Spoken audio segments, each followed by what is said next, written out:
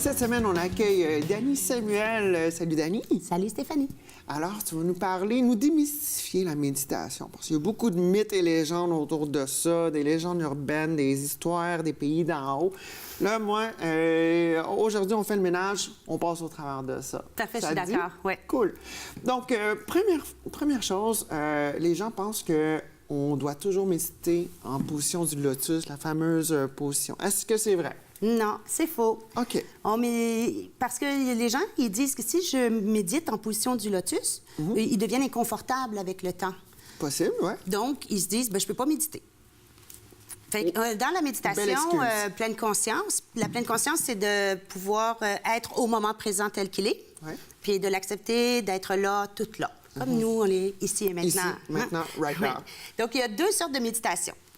De la méditation qui est statique, donc celle qu'on est assis en tailleur ou assis sur une chaise ou couché. D'accord. Parce qu'on est couché sur le dos.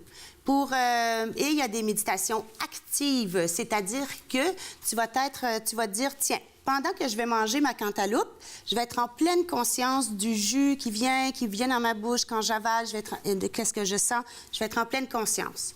Il y a aussi, on peut marcher en pleine conscience.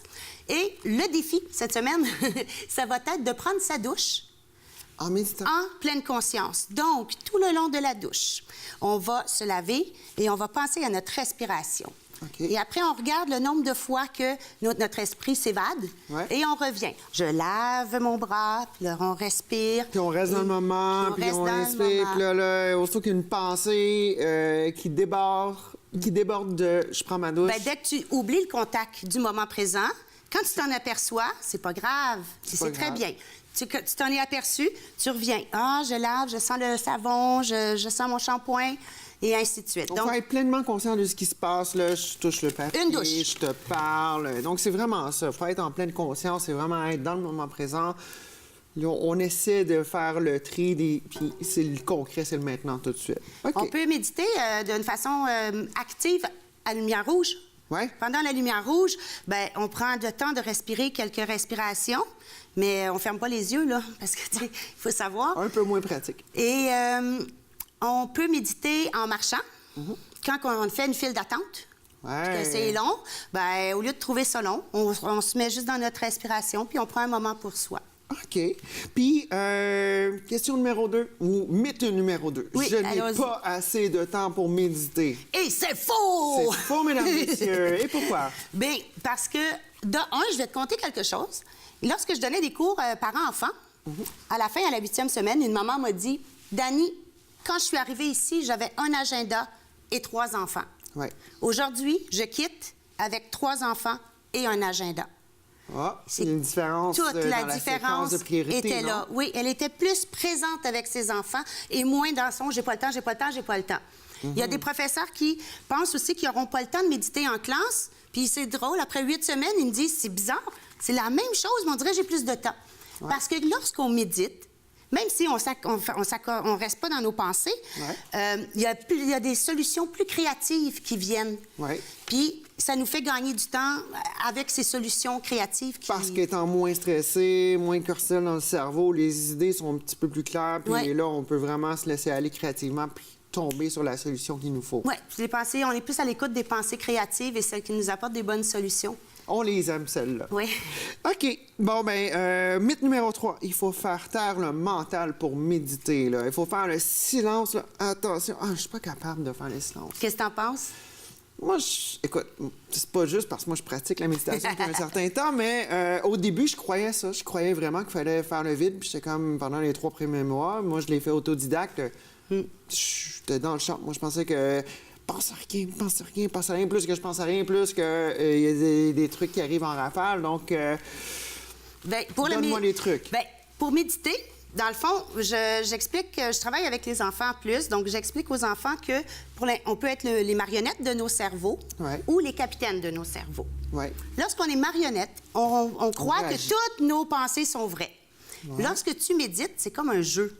Ceux qui sont compétitifs, en plus, qui comprennent où aller la compétition, peuvent avoir du plaisir. Ouais. Le jeu, c'est de porter son attention sur la respiration, l'air qui entre et l'air qui sort. OK. Là où il y a le défi, c'est quand on part dans nos pensées. Ouais. On les aime, nos pensées, mais là, c'est juste pas le temps.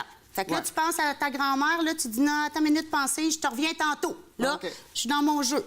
Puis tu peux revenir dans ton jeu plusieurs fois. Bien, vraiment beaucoup, là. Ouais. Parce que nos pensées, c'est à ça que ça sert. Ouais. Donc, chaque fois que tu médites et que tu t'aperçois que tu as eu une pensée qui t'a éloigné, bien, crime, t'es un winner.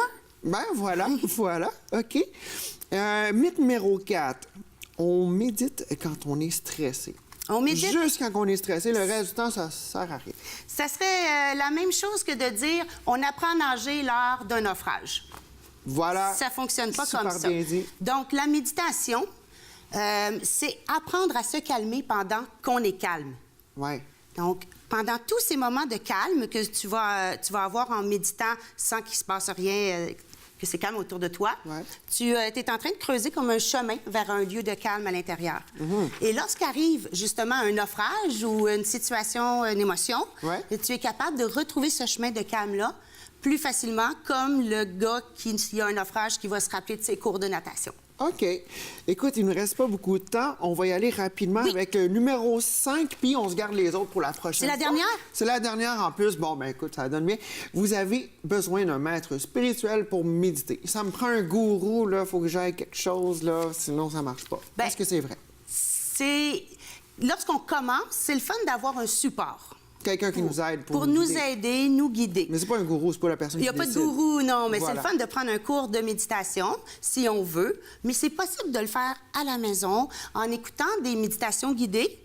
D'ailleurs, je propose 2 personnes. C'est Oui, Christophe André, de 3 minutes à Christophe méditer André. et méditation pour Et- mieux vivre de Nicole Bordelot. et Ça Nicole serait des guides Bordelot. pour débuter. Nicole Bordelot, elle est québécoise en plus, Ouais. c'est très intéressant. Elle écoutait sa voix est très calme. Et Christophe André, ben lui, c'est une sommité en Europe aussi.